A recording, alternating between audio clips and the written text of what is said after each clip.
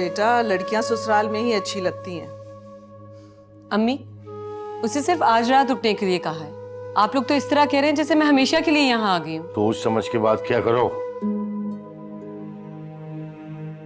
अगर उसने कहा भी था तब भी तुम्हें यहाँ नहीं रुकना चाहिए। लेकिन क्यों बाबा? आखिर आप लोग इतने परेशान क्यों हैं मेरे लिए?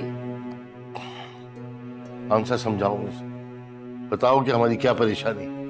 अच्छा बताओ उसे। समझा देती हूँ।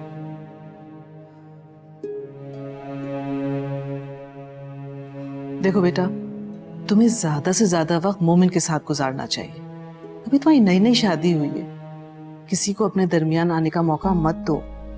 कौन आएगा हमारे दरमियान? बेटा मैं और तुम्हारे बाबा बहुत परेशान हैं। अब तुम खुद सोचो कि मोमिन इस वक्त किसके साथ होगा। हया के साथ? बेटा यही तो मैं तुम्हें समझाने की कोशिश कर रही हूँ कि तुम्हारे यहाँ रहने का सबसे ज्यादा फायदा माया को होगा।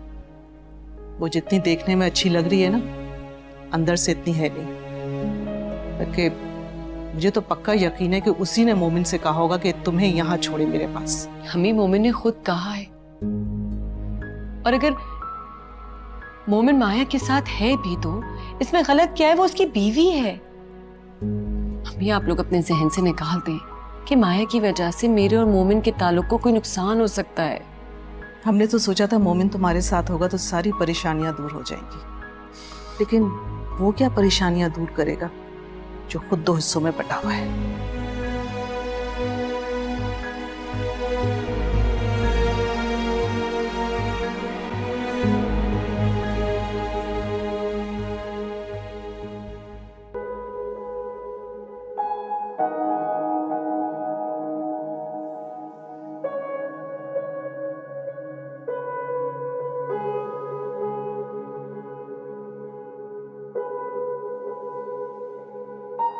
खुद को समझा रहा था अम्मा कि जिंदगी तो बहुत गैर मतवक्के है। मैंने कैसे तवक्को लगा ली थी कि सब अच्छा है।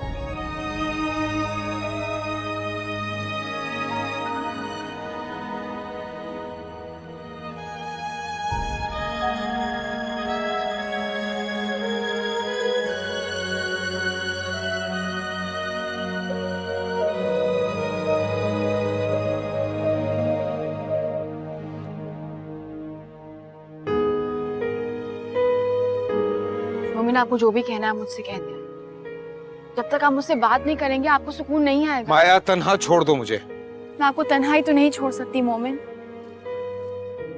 मुझे छोड़ना मुमकिन नहीं है तुम्हारे लिए, इसलिए मेरे साथ के लिए तुमने हर हद फलांग दी।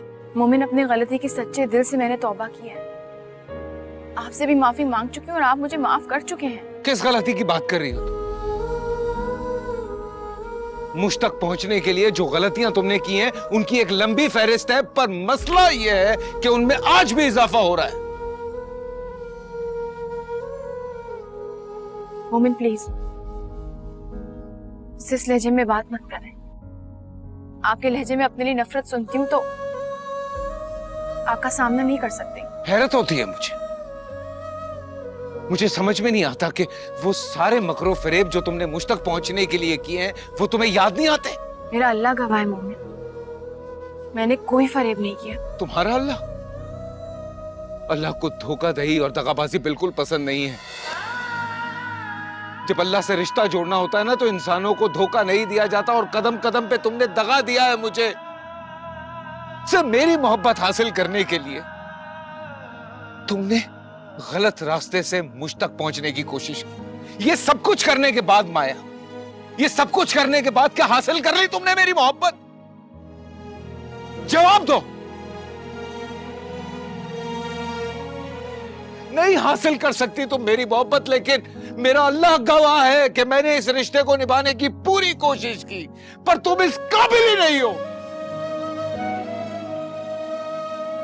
मोमिन ऐसा मत कहें। अब तक जो तुम मेरे साथ करती आई मैं बर्दाश्त करता है, लेकिन तुम आशी को कोई नुकसान पहुंचाओ ये मैं बर्दाश्त नहीं कर पाऊंगा।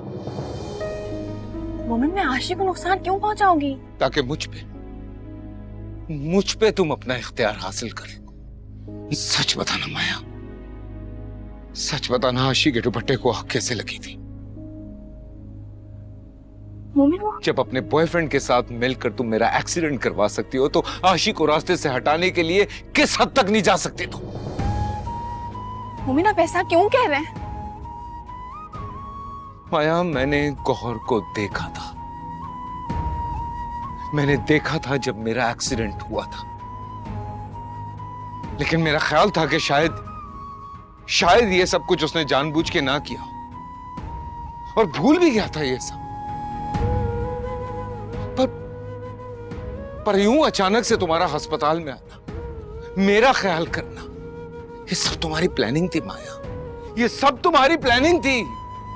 और सिर्फ यही नहीं, अपने उस बॉयफ्रेंड के हाथों तुमने मेरी बहन को हिरासा किया ताकि तुम्हारी फीलिंग्स मेरे घर वालों तक पहुंच जाए। तुमने तो अपनी मां की मौत को भी इस्तेमाल किया ताकि मेरे घर वाले तुम्हारे दुख से मुतासिर हो जाएं और तुम्हारे बारे में सोचने लगे, और तुम इस हरबे में कामयाब हो गई माया।